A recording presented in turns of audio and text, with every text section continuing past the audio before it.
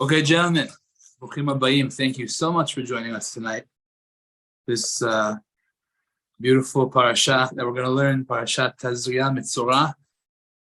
Learning today first of all, today was Yom HaShoah. So learning Leilui Nishmat, the 6 million Kedoshim who perished at the hands of the Nazis, Yimach Shema V'Zichram. Also learning for the Refuah Shlema of all those who need a Refuah Shlema. Shmuel Moshe ben Penina, Chet ben Devorah, Chel bat Shoshana. Any other names, guys? Miriam bat Sarah. Rachel Farzaneh bat Binyamin. Rabbi Baruch ben Sivya. And all Cholei Israel, Hashem should send them all a Refuah Shlema. Mazal Esther bat Victoria. Oh, Shalom Aleichem. Who else? Yoshua ben Miriam. Hashem should send them all a Refuah Shlema b'toch shar Cholei Israel. Amen. All right, right on time.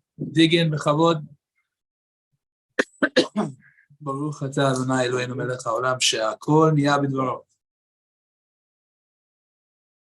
All right, guys. So the parasha begins off with a very interesting halakha. A lady gives birth to a boy, so she is considered to be impure for 7 days. And then 33 days, she is considered to be pure after having gone to the mikveh.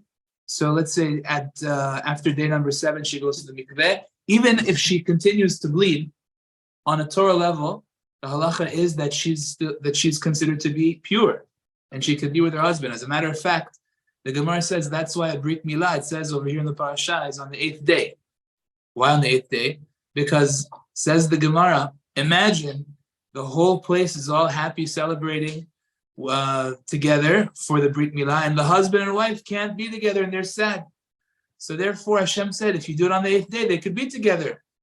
And therefore we do it on the 8th day. Now that is not the practical thing which is done nowadays, because of the fact that we do not distinguish between different types of blood. And we say that all blood that come out of the uterus are considered to make a lady impure. And for that reason, until she totally stops, 7 days after that, she's still considered to be impure and forbidden to her husband. But on a Torah level, once she goes to the mikveh at day 8 or the night of day 8, she is totally permitted to her husband, and whatever blood comes out for 33 days is dam tohar, pure blood, which is a very interesting thing. Now for a girl, it's 14 days of impurity. Shalom aleichem, welcome. And after the 14 days of impurity, then she goes to the mikveh, and at that moment she's got whatever blood comes out for the next 66 days is going to be considered pure, which is quite an amazing thing. So that's the way that it works so far. Shalom aleichem, welcome. Welcome, Baruch haba. Hello. Have a seat. Okay, so very good. That's the beginning halacha here, yes. Why is there such a discrepancy between male and female? So it's a great question. You hear what Dr. Gubian is asking everybody? He's asking, why is there such a big difference between male and female? By the male, it's 7 days of impurity. It's 33 days of purity. By the female, it's 14 days of impurity and 66 days of, welcome, gentlemen, welcome. 66 days of purity. So what the answer that they give is very interesting. They say that there's a difference in the power that a female has, which is that the female is able to also be a producer of life. So when you have a life inside of you and you lose it, so that is it causes a certain amount of impurity. Impurity usually comes with loss of life. Somebody dies, there's tum'ah there. A woman has life inside of her, it comes out, it's impurity. But by a female that she loses, she not only loses a life that was inside of her, but she also loses the potential to make even more life, which is the idea that the female has that power. So therefore, Rabotai, she is, when that loss of life is there, it's even double. It's 14 days of impurity. That's one explanation that I heard. Okay, so anyway, that's the standard. Baruch Hashem, that's the basic idea. We know this. And that's how the parasha starts off. So here comes the Baal HaTurim, and he says something very interesting. He says, "V'tame'ah shivat yamim," the woman who gives birth to a boy is impure for 7 days. Says the Baal HaTurim, an interesting thing. Thank you so much. He says, "V'chen shiv'at yemei avelut kol umat sheba ken yelech." Look at that. He says, you want to know why she's got this 7-day impurity? Because it's corresponding to the 7 days of Avelut, Shiv'ah. Meaning, in the same way that he arrives, that's how he goes out. He arrives, he causes her to be separated for 7 days. So when a person dies, there's also a sort of quote-unquote separation for 7 days. That's what he says. Now, I have to say, it's a kind of puzzling statement. What on earth does one have to do with the other? This is, a birth, and it says the birth is similar to the death. When he's born, there's 7 days of impurity for the mom. When he dies, there's 7 days of mourning. And okay, it's 7. The number is 7, but what is the connection between the two? That's the first question that we have to ask. So over here, I saw a very interesting answer. He says like this. The Pa'aneh Raza also says this explanation, and the Mefarshim explain something very interesting. If you look in Rabbeinu Bechai or Rabbeinu Bachye, he says over here something about the korbanot. What happens at the end of the period of 7 plus 33, which is 40 days for a boy, or 14 plus 66, which are 80 days for a girl? So at the end, the Torah tells us in the first aliyah of the parasha, she has to bring a special offering. She has to bring a sin offering. She has to bring a sheep, okay, as an olah, and she has to bring a bird as a sin offering. The sin offering is because of the loss of the life. So the sin offering, actually, they say the sin offering has to do with the fact that when she's giving birth, she swears to God that she will never go through this again, and she'll never be with her husband again because of the pain and suffering that she's going through. And as it turns out, it doesn't work out like that. So therefore, she has to bring a sin offering for that, right? Very interesting. But so I'm sorry. It's okay. Why would you say that she doesn't want to be with her husband? Because she's going through so much pain and suffering. Because remember, there's no, at that point. When she's giving birth, because there's no epidural, back then, So she's suffering so badly. That's what she says. What does she do now these days? Well, anyway, unfortunately, we don't have Bet Mikdash to begin with. What? It's a good thing, but it's not required. So over here, she has 2 korbanot that she has to bring. She has to bring an olah. Olah, gentlemen, is a burnt offering. Olah means that you take the animal. In this case, it's a sheep. You bring it up onto the altar of the Mizbeach, and it gets burnt completely. Nothing goes to anybody. The only thing that the Kohanim get from the olah is the skin. That's it. Very small. Kohanim get 0. Right? Nobody gets anything. It all goes up to Hashem. Olah means goes up. How do you say goes up in Farsi? Mirabala. Mirabala. Right, that's olah. Mirabala. Okay, goes up. Okay, the sheep. Correct. Now, that's the sin offering. That's the olah offering. And then she either brings a pigeon or a turtle dove as a sin offering. Okay, so now she has to bring a bird. So she has 2 things. Question: why does Hashem want her to do this? So over here, Rabbeinu Bachya says a very interesting thing, and this is going to help us answer what we had a problem with before. He says like this.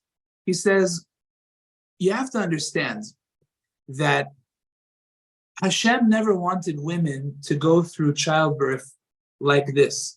Hashem didn't even want women to have to conceive in a manner of lust and desire and passion and all of that. Meaning they were supposed to give birth to children like a tree. When a tree produces fruit, is there anything involved is there any kind of lust, passion, desire involved in the trees producing the fruit? No. Nothing. Just the tree produces fruit. So it could have been an act where in order to produce fruit, you have the male, you have the female, and there's nothing really much to it. There's the act that's involved, nothing really involved, and then the woman produces her fruit. No pain, no suffering, no issues. What? No, it could be with a man, or it could be that, but the point is it's not in the same way that we know it. It was supposed to be like just an act that produces fruit, just like a tree produces fruit, so to a woman. And the man, and they'd be together, but that would be the end of it. Says Rabbeinu Bachye, why is it that they had to go through all of this? That now it has to be done in this way? It says in the pasuk, it says that the woman will desire the man, right? There's a phrase like that in Bereshit, that because of Chet Chava, because of the sin of Chava, she caused that now there's going to be a need for there to be passion and lust and desire between male and female. She caused that. And then she also caused that what's going to happen as a result is that when she finally has to conceive, so it's going to be a 9-month ordeal, and it's going to be something that's painful, morning sickness, throwing up, all the different things that go on in her body. She goes through a crazy situation for 9 months. And then the actual labor is very difficult, the etzev tedil banim, which means you're going to have a hard time. It's not an easy thing. It's something that takes a lot from the lady. All of that, says Rabbeinu Bachye, is, as we know, because of Chava, because of what she did. Now, if it wasn't for that reason, then the way that babies would be made would be very different in this world.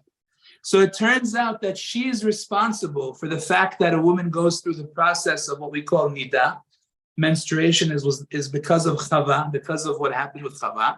She's the reason that women have to go through all of these things.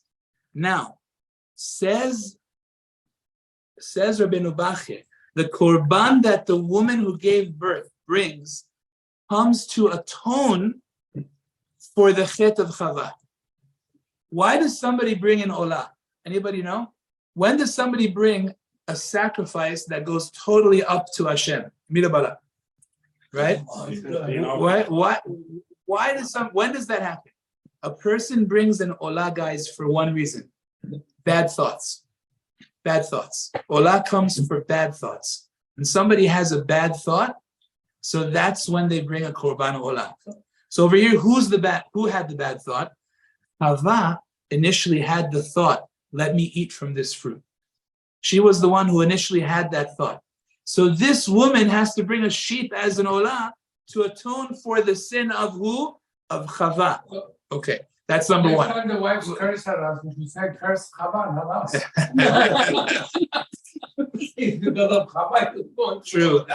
True. See if it works. See if that works. Get back to the other. So she has to bring the sheep as an olav to atone for the bad thoughts. That's number one. Then she has to bring a bird as a chatat, because that act that she did, that she actually ate from the fruit.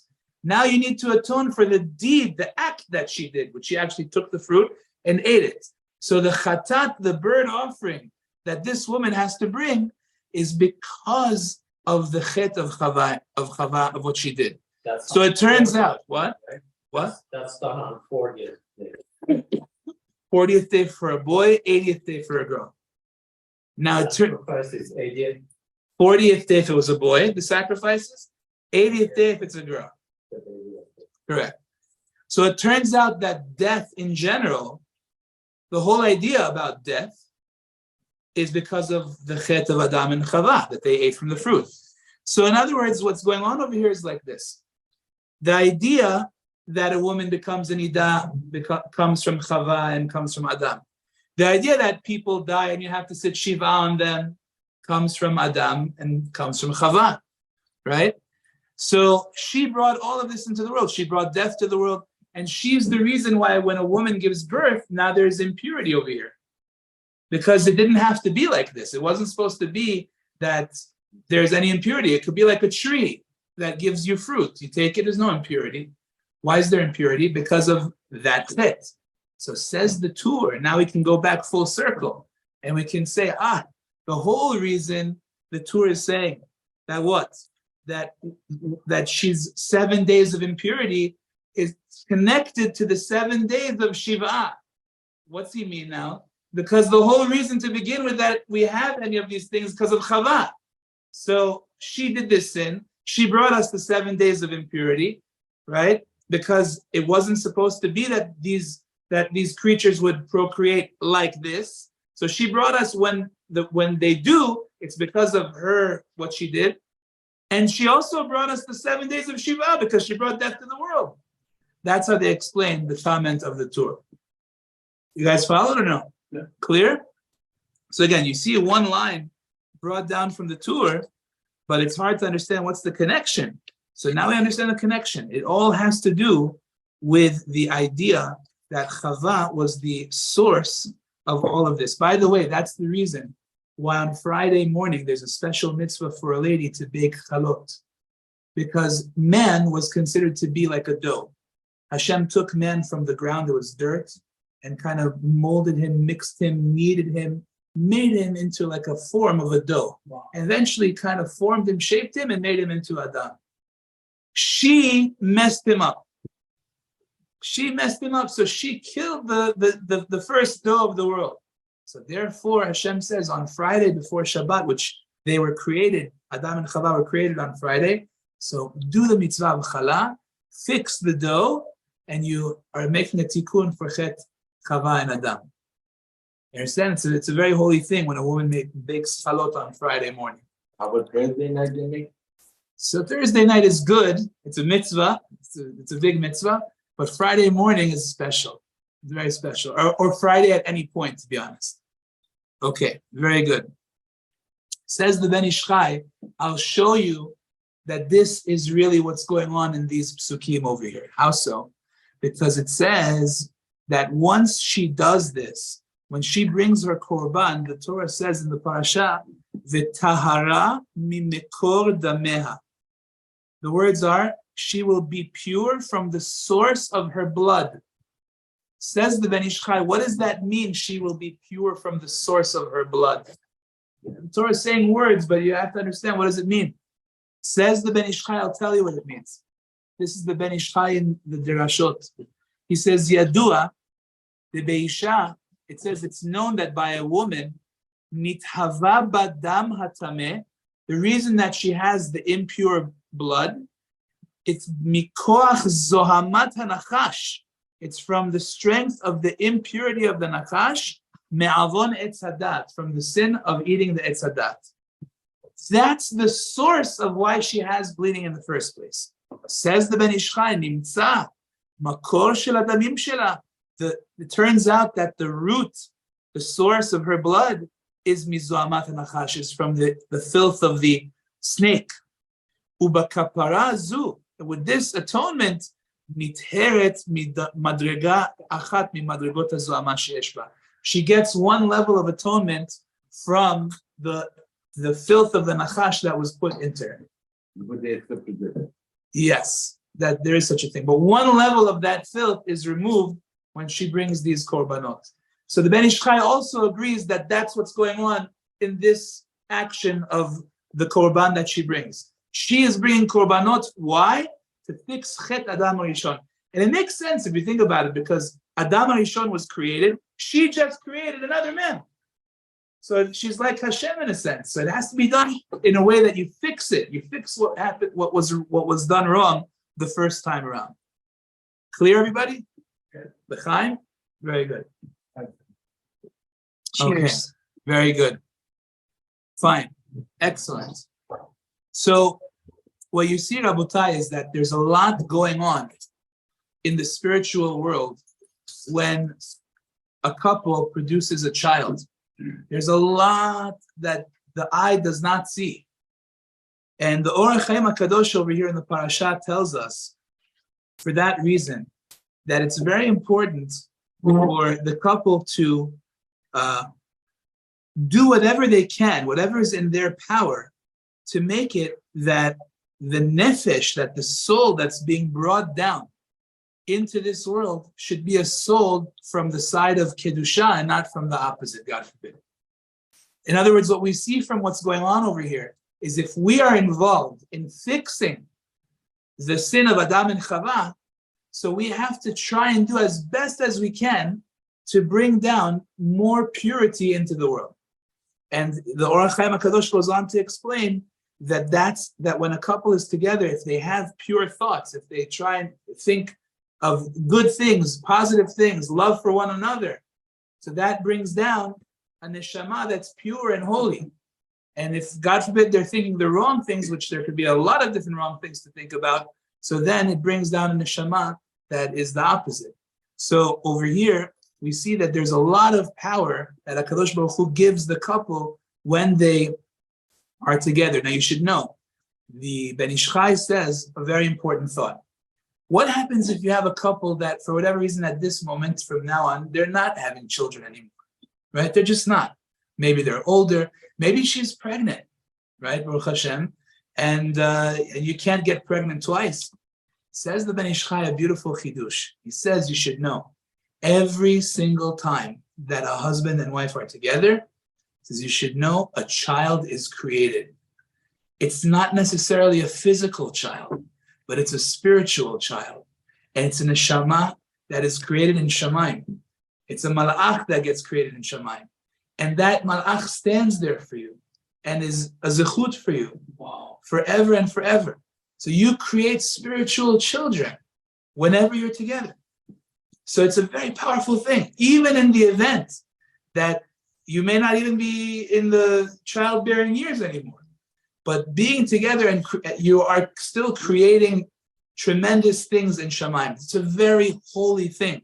So again, so the Orach Chaim HaKadosh is telling you, create pure children. Don't create the opposite type of children. Do it in a way, and that is when a couple shows love to each other and is doing it, for pure positive reason, that creates a very spiritual child, which will stand there for the couple for many years to come. The pure ones protect us. Sure. And the impure ones, They're not happy. They're mad at you. No, it's not levatala. God forbid. No, but the point is that whenever a person does a mitzvah, any mitzvah for that matter, this is no different. The person creates a malach in Shamayim. But the question is, what kind of malach did you create? I'll give you an example. Let's say somebody comes to you, he asks you for tzedakah, okay? So now there are different ways of giving tzedakah. There's one guy that he's such a lovely person. He tells the guy, wow, I'm so sorry you're in this situation. Hopefully in a few years from now, things will get better. Even now it should get better. Take this money, do something good with it. He cracks a joke, he puts a smile on the guy's face, he makes him feel good, he makes him feel happy, right? So that guy, it says, Hashem showers him with blessings. What a high level. So the angel that he created in Shamayim looks like a bodybuilder. He looks like he's on steroids because he created, he created a strong malach because he did the mitzvah in the best possible way. He made the guy feel good. He blessed him. He gave him a nice amount. He did it with a smile. He did the mitzvah like a champion. Amazing. And there's another guy that, the guy comes to ask for tzedakah. He says, pulls out from the pocket. Do I have to, do I really have to? That's not, he's thinking,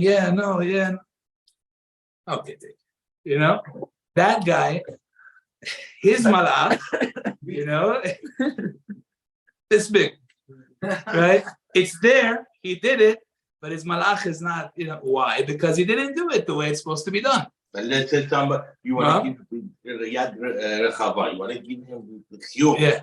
okay? Whatever you can. The guy asked you, okay, give me more. Of course, you're going to get upset.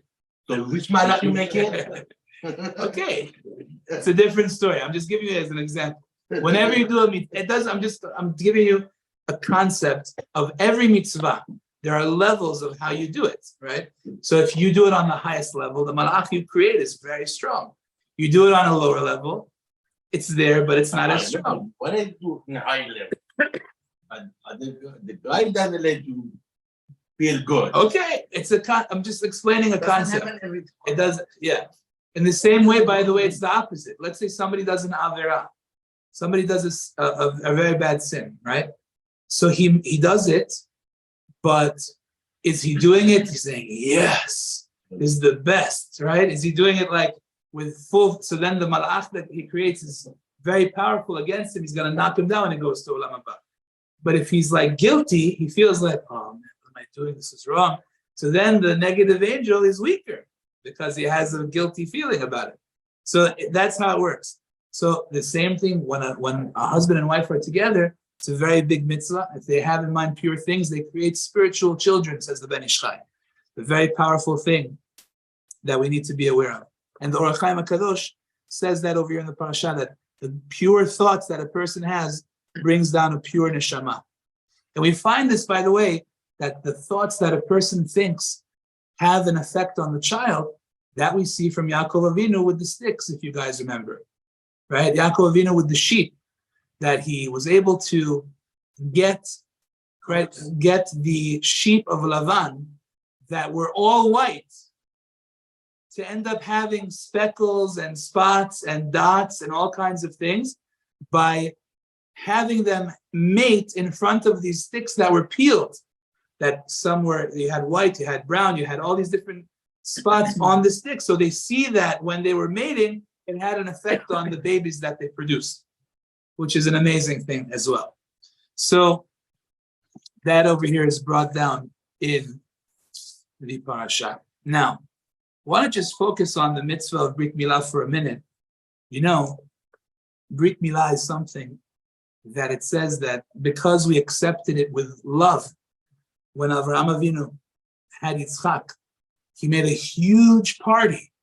Yas Avraham Ishte Gadol B'yom Higamel et Yitzchak. Now, Higamel literally means when Yitzchak stopped nursing, which means 2 years old.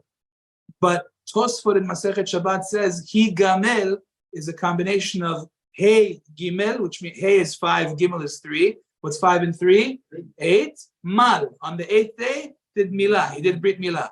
So therefore, when we had the first mitzvah of Brit Milah, it was done with a huge celebration, huge party. Says the Gemara, that's the reason why till this day, Brit Milah is always done happily. No problems, no issues. Everybody is very happy at the Brit Milah.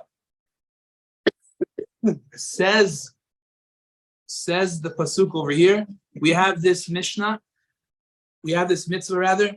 Today was a Holocaust Remembrance Day. I heard an amazing story about one of the great tzaddikim. His name was Rabbi Yisrael Spira. They called him the Beluzhever Rav. And this rabbi was in Bergen-Belsen in a concentration camp. And they gave him a job to chop wood. So he was chopping wood. And a lady started to yell and scream.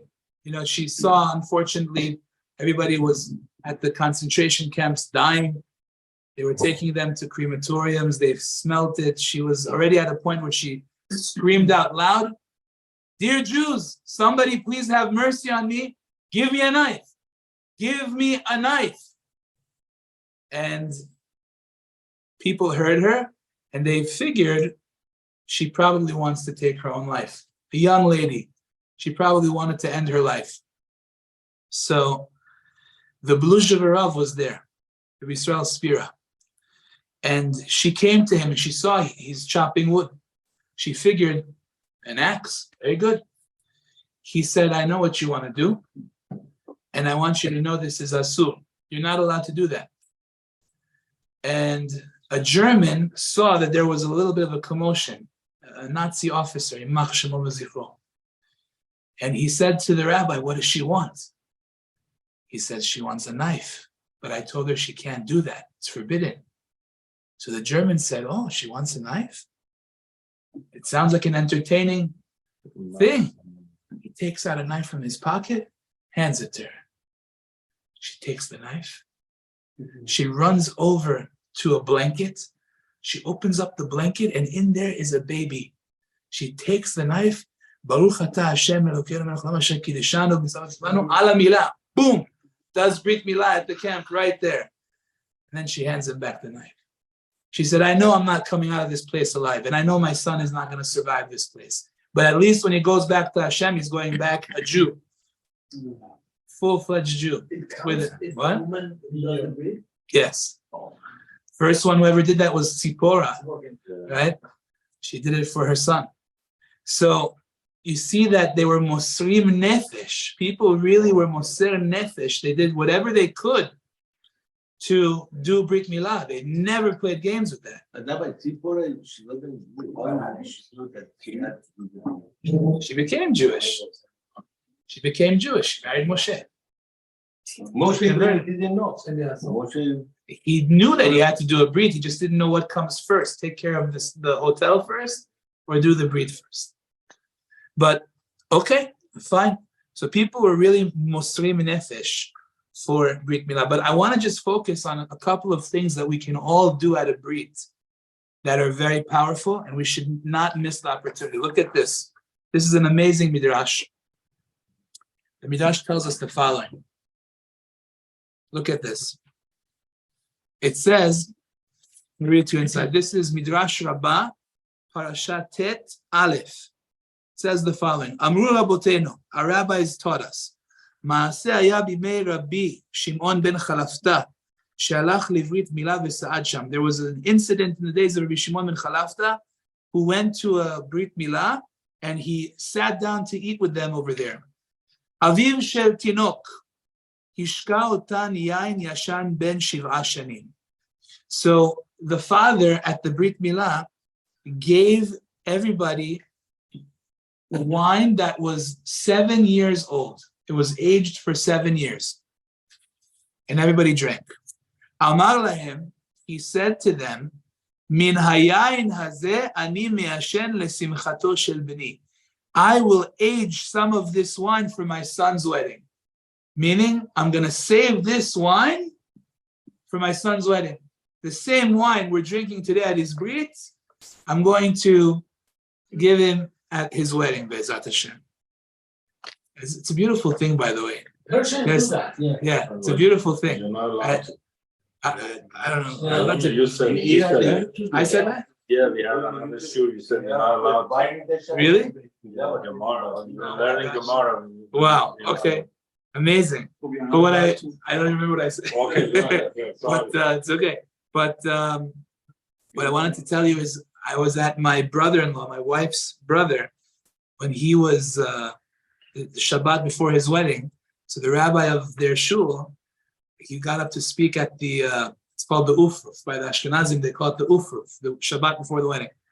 So before he started to speak, he said, this is very emotional for me because I spoke at your Brit Milah, I spoke at your Bar Mitzvah, now I'm speaking at your Ufruf before the wedding, which is a beautiful thing. So he says, yes, I am going to age this for my son's wedding. Now, this party went until midnight. And then Rabbi Shimon ben Chalafta, he said, okay, it's time to leave. And even though the rabbis say, don't leave at night because there's different things that could possibly harm a person, it's dangerous. So he said, it's okay, I'm good, I'm going. Yatzalo b'chatzi alayla, he left midnight, and guess who he sees? Mal'ach HaMavet. He sees the Mal'ach HaMavet right there. But he sees Ra'ato Meshuneh. He sees that he's looking unusual. He's looking a little different. So they used to see the Mal'ach HaMavet. They used to know what he would look like normally and what he looked like if something was weird. So, Amar lo mi ata. So Rabbi Shimon said to the angel, "Who are you?" Amar lo shlucho shel makom. I'm the messenger of Hashem. Amar lo mipnei ma ata meshuneh. So then, why do you look like that? Amar lo misichatan shel beriot. Because of I'm upset because of what people say. Shehayu omrim kach v'kach anu atidim la'asot. He says, people say, I'm going to do this and I'm going to do that. They have no idea when their time is up. He says, take, for example, the guy whose house you just left. He says, I will age some of this wine for my son's wedding. Little does he know that his son is supposed to die in 30 days. Right? So now, says the Pirush Marzu, he says, you know why that made him upset? Why did the Malach HaMavet get mad from that? He says, Nityare mitfilatan shehitpalelu al habrit milah, keshem shenichnas labrit, ken yikanes laTorah lachupa ulemaasim tovim. He says, the Malach HaMavet was scared from the prayer that they say at the Brit Milah, that just like he merited to get the Brit, he should also merit to go learn Torah, he should merit to go to the chuppah, and he should merit to do good ma'asim. Says the Midrash, the Malach HaMavet gets scared when we say that. You understand? This guy blessed his son that his son should drink from the wine that he's having at the Brit Milah. The Malach HaMavet gets scared. Why? Because sometimes when you pray to Hashem that should happen, that's what happens. So here's a person that's supposed to die in 30 days, but this guy all of a sudden changes the plans by saying something positive. It's an amazing thing. So therefore, says the Midrash, make sure when you're at a brit not to miss out on that moment, because it could change everything for that baby. Then cry. No, I'm saying when the father says the blessing, by the Sfaradim, it's done before the cutting. By the Ashkenazim, it's done after the cutting. So you have to know who's doing it. Or The father. The father before the cutting stands up and he makes a blessing. Baruch atah Hashem Elokeinu melech haolam asher kiddushanu b'mitzvotav v'tzivanu le'achniso b'vrito shel Avraham Avinu. All of us at that moment have to respond. Keshem shenichnas labrit, kach yikanes laTorah, lamitzvot, lachuppah, u'lemaasim tovim. And little do you know that thing which you just said, and B'ezras Hashem we're all going to say it, b'nei neder, that may have changed the future of this baby for who knows how long? Years. Which is quite an amazing thing. So therefore, make sure that you say it. I want to share with you just a couple more points about the parasha, because this parasha is a double parasha. So it's a lot of material. Just want to share with you a couple more points, and that will call it a night. The idea of tzara'at. Tzara'at is a spiritual disease that comes in the form of white blotches on a person's skin. It could come on his house, it could come on his clothing, and it could also come on his actual body. Now, what happens is he doesn't know whether or not this is tzara'at. If it is, he is now impure. He has to go out of the camp, he has to go out of the city, and he has to stay by himself. If anybody comes near him, he has to say, Tameh, I'm impure, stay far away from me. Don't come close to me. Because let's say that you come too close and he spits on you, boom, you're impure now. What? You get it also. Yeah, the guy that he spits on. It's contagious. Yes, correct. It is contagious. Now, problem is like this. He doesn't know if he's tameh. So what does the guy have to do? He has to go to a kohen. The kohen looks. If he sees 2 white hairs coming out of it, he's impure. Or if he sees in the middle of it a little spot of skin that is not white, he's impure. Now he has to go out for a week. He has to leave the encampment, and then he has to come back and show the kohen what happened. Did it get worse? Did it get smaller? Did it go away? And based on what happens, the Kohen will determine whether he is pure or not. Now, why is this the case? There are a few reasons that sarat come to a person. The first and most obvious reason, I'm sure you all know, is because a person spoke Lashon Hara. That is the very reason that Hashem sends him away from everybody else. Why? Because when somebody speaks Lashon Hara, what he's doing is he's passing judgment on people, and he's saying, I am better than these people. So you are essentially separating yourself from everybody else. So Hashem says, measure for measure. You separate yourself from everybody else thinking that you're better. That's why you talk badly about them. So then go be by yourself and be better than everybody by yourself away, outside, all alone. Right?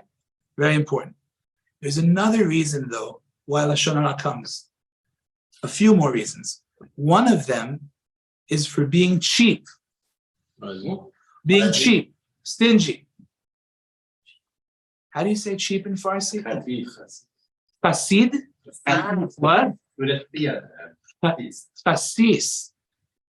Okay, so a person is chasis. Okay, when a person is cheap, so Hashem sends him this. Now, this is very interesting. The word nega means sarat that we're talking about. He has a nega. Nun, gimel, ayin. Nega.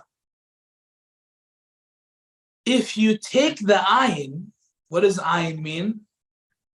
Ayin means eye, right? Person that's cheap, he's a tsar ayin. His eye is very small. He doesn't like to give. He's not generous. He's cheap. If you take the ayin and you flip it to the beginning of the word, then you know what word you get? Oneg. Oneg means pleasure, enjoyment, happiness. So over here says the pasuk, Vera'ahu hakohen, vehine lo hafach hanega et ayno. Says the Kohen sees him, and he sees that the sarat on the guy still looks the same. The middle of it still looks the same, so he's still impure. So the Mefarshim say, Lo hafach hanega et eino. The ayin of the nega, meaning is still at the end of the word. He didn't flip it to the beginning of the word to make himself a tov ayin, a generous person. He didn't make it oneg yet. He didn't make it pleasure. See, what people don't understand is that to give is the greatest pleasure, because that's being like Hashem. So when he gives, it's the most enjoyable thing. But he didn't flip his ayin. His ayin is still in the same spot. So therefore, it's still a nega, which is very sad. There's a story with the Ibn Ezra. The Ibn Ezra was one of the greatest commentaries on the Torah. And he was a very poor man, extremely poor. He was from Spain, but he traveled all over the world. And wherever he went, he had people host him. So he went once to a community where people, what they would do is they would host the poor. Every week, another person would take in a different family and host them for Shabbat. There were always poor people coming to the town. So this one week he got there and they gave him some guy, and he very quickly realized that this guy that he's going to eat by is extremely cheap. That morning, that person had just gone to the fish market and he bought a beautiful big fish in honor of Shabbat. And then they threw the Ibn Ezra on him as a guest. So he quickly ran to the market and bought the 3 oldest fish he could find that stunk in that smell. And he didn't want to give him from the beautiful fish that he had that morning that he purchased. So he said, I'll feed this to the Ibn Ezra first. He'll be full from this. Then I'll be able to eat my nice fish. So the Ibn Ezra goes to the guy's house. He's sitting there and he realizes that, this is who the person is. So he serves him the fish. So all of a sudden, the man sees the Ibn Ezra going over to the fish, saying a few things. Mm-hmm. Then he goes to the next fish. Mm-hmm. And he goes to the next fish. Mm-hmm.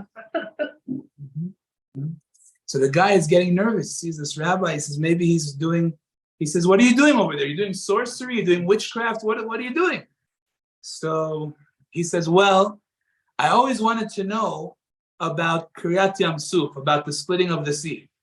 Now these fish are so old that I figure they know, maybe this one knows about the splitting of the sea. So he says, no, this one might know. So I asked him, he says, no, this one might know. He says, no, but he says, but I heard my brother, my big brother in the kitchen, he probably knows about Kiryat Yam Suf. So the guy felt really bad, so he gave him from another fish. But to be cheap is considered to be such a disease. HaKadosh Baruch Hu says, you don't realize you're sick. You don't realize it, so I have to give you, not you, God forbid, but the person that's sick, I have to give you the tzarat because of the fact that the guy doesn't realize to what degree that he's sick. We'll stop over here, guys. Chazakim Bruchim. Thank you for joining us. Nice finish. I love the fish story.